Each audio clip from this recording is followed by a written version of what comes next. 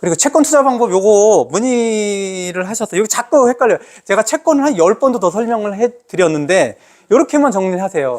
채권을 투자하든 투자하지 않든 간에 채권은 기본적으로는 실제로는 뭐 다 딱 맞지 않지만 기본적으로는 채권은 어떤 개념이냐면 어떤 주체가 3개 있어요. 정부, 그 다음에 회사, 그 다음에 우리 지방자치제, 뭐 이런 것들이 있죠. 그쵸?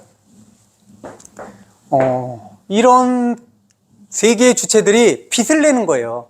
운영하다 보면 자금이 필요하죠. 국가도 그렇고, 지방자치도 그렇고, 그 다음에 회사도 그렇잖아요. 빚을 내는데, 빚을 내는 방법, 빚을 내면 이자를 갚아야 되잖아요. 나는 빚을, 내고 싶어요. 누군가에게 빚을, 얻어오고 싶어요. 그래서 증서를 써주는 게 채권이잖아요. 증서. 그러니까 차용증서라고 생각하시면 된단 말이에요. 그러면 빚을 누군가에게 나에게 줬다면 당연히 이자가 발생하잖아요. 이자. 그 이자가 고정 이자로서 발생한다라는 거죠. 그래서 채권에 거기 나오는 이자는 고정이구나라는 생각들을 가지고 계셔요. 변동이라고 생각하면 그때부터는 막 헷갈려서 채권의 개념이 더질 않아요. 채권 이자는 고정이구나 이 생각을 가지셔야 돼요. 만기되면 고정으로 받는다라고 생각하시면 돼요. 근데 좀 다른 상품들이 맡겨서 왔다 갔다 하는 경우가 있어요. 더 다른 것들은 그때 필요한 생각을 해두시고 이렇게 세주체가 빚을 낼 때 차용증서로 써주는 것들이 채권이구나 라고 생각하시면 돼요. 첫 번째, 직접 투자하는 방법이 직접 투자. 내가 채권을 직접 사는 거예요. 국가에서 발행하든 아니면 금융기관에서 발행하든 아니면 회사에서 발행하든 뭐 어쨌든 간에요. 지방자치에서 발행하든 내가 직접 사는 거예요.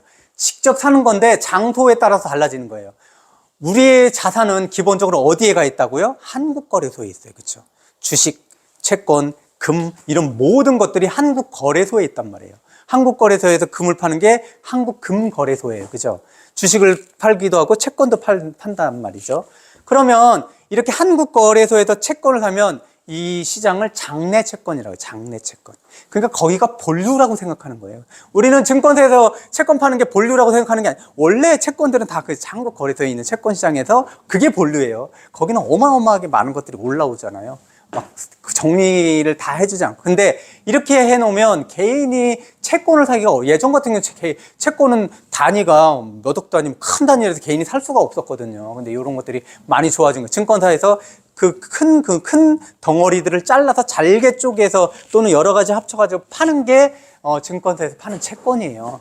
그 채권을 그래서 장외 채권이라고 그래요. 우리는 증권사에서 파니까 그게 장내 아니야? 아니에요. 한국거래에서 파는 게 장내 채권이고 증권사에서 떼다 파는 거 우리의 편의를 위해서 수수료 붙겠죠 조금. 그죠? 장내 채권은 수수료 붙겠어요? 수수료가 없죠. 근데 이 장외 채권은 증권사에서 어쨌든 간에 걔를 떼다가 잘게 쪼개서 그것들을 분리해가지고 파는 거니까 조금이라도 수수료가 붙겠죠. 그래서 증권사에 떼어다니는 게 장외 채권이구나. 이 두 가지가 직접 투자하는 방법이에요. 내가 어떤 특정한 뭐 우리나라 국채 10년물 뭐 이런 거를 내가 직접 사는 거예요. 뭐 이런 것들이에요. 이걸 직접 투자하고 간접 투자는 ETF라고 생각하면 돼요. 채권 ETF. 간접 투자는 채권 ETF만 생각하면 돼요. ETF로 채권을 구입한다. 그럼 그거는 간접 투자라고 생각해야 돼요. 근데 여기서 헷갈려요. 사실 보면 장내 채권과 장외 채권 헷갈리는 거는 우리가 증권사에서 채권을 파는 게 주류라고 생각해서 그걸 거꾸로 생각하는 경우가 있어요. 뭐 여기서 생각했을 때는 한국거래소가 본류구나. 그래서 거기서 사면 장내 채권, 증권사 사면 장외다. 이렇게까지만 정리해요. 그 다음에 또 하나는 간접 투자인 경우는 ETF로 채권을 사는 경우나 근데 여기서 두 가지가 있어요. ETF는 첫 번째 만기 매칭형 ETF가 하나 있고 또는 채권 ETF가 있어요. 만기 매칭형은 뭐냐면 우리가 일반적으로 증권회사나 아니면 한국거래소에 샀을 때 거기 보면 뭐가 있어요? 만기일이 있죠. 만기일. 그 다음에 이자가 있잖아요. 이율이 있잖아요. 이율. 그러면 내가 실제로 그 채권을 샀는데 10년 후가 만기고 이자가 3%면 이자를 매년 3%씩 받고 10년 후에 그 중간에 가격이 올라갔다 내려갔다 할 수 있죠. 그 채권을 중간에 사려고 하는 사람들도 있잖아요. 그렇죠? 그럼 올라갔다 내려갔다 하지만 내가 아무리 내려갔던 건 올라갔던 가만히 있다가 만기 시에 기다리면 어떻게 되는 거예요? 거기 써 있는 원금 그대로 받고 해결이 되는 거라고요. 아무리 올라갔다 내려갔다 해도 만기 시에는 원금 그대로 받을 수 있어요. 근데 채권 ETF는 그렇지 않다는 거예요. 채권 ETF, 10년물 국채 채권 ETF라는 거는 채권 10년물 국채 ETF만 있는 게 아니에요. 거기에는 뭐 3년물, 5년물, 10년물, 20년물 해서 평균 10년물 언저리의 채권들을 모아두었다고 생각하면 되는 거예요. 요거 하는 거예요, 지금. 우리가 제일 먼저 하는 게 요거예요, 이거. 채권 ETF는 여러 가지 5년 국채 채권 ETF다 그러면 5년물만 모아둔 게 아니라 거기에는 1년물, 3년물, 5년물, 10년물 막 합쳐서 평균 5년물이라는 거예요. 그럼 만기 있을까요? 없을까요? 여기는 채권 ETF 만기 있을까요? 없을까요? 없어요. 거기 5년물에 있는데 5년물에 얘가 그럼 5년 동안 가지고 있으면 내가 원금을 받는 아니에요. 채권 ETF는.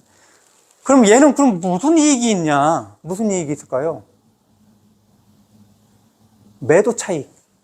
그렇죠. 매도 차익이죠. 왜냐하면 늘 얘기했잖아요. 기준금리가 올라갔을 때 내가 사면 채권 ETF 그 채권을 형성하고 있는 이율이 높잖아요.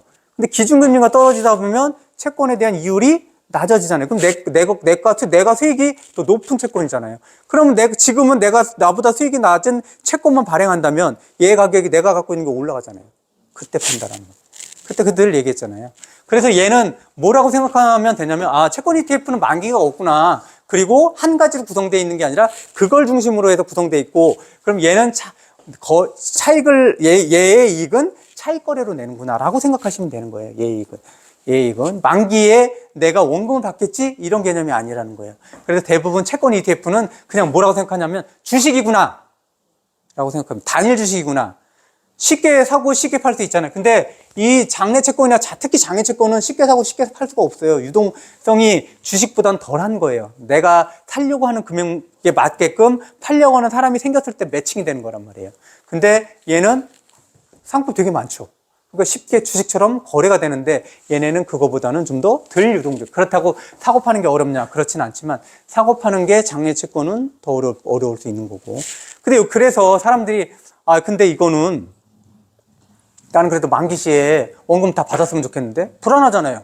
이러다가 원금보다도 못한 상황이 계속 오랫동안 유지될 때 있잖아요. 근데 내가 돈이 필요해? 그럼 원금보다도 많이 떨어져 있는 그 상황에 내가 팔 수밖에 왜 주식이랑 똑같은 성격이니까. 그래서 나는 ETF를 하고 싶은데 나는 원금 좀 보장되는 거를 하고 싶어. 이게 만기 매칭형 ETF예요. 얘가. 그럼 만기 매칭형 ETF는 ETF의 성격을 가지고 있지만 원금이 얘가 10년이면 10년물이 종료가 되는 그 시점에 원금을 회수할 수 있다는 거예요. 중간에 팔지 않으면.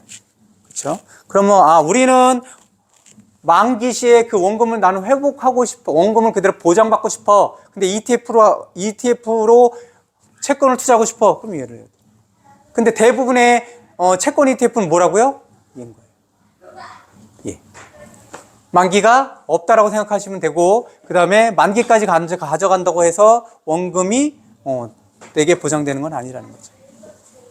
근데 기본적으로 채권을 가지고 형성하기 때문에 주식보다는 변동성이 덜하다라는 데. 그리고 언제든지 팔아가지고 현금화 시킬 수 있다는 거죠.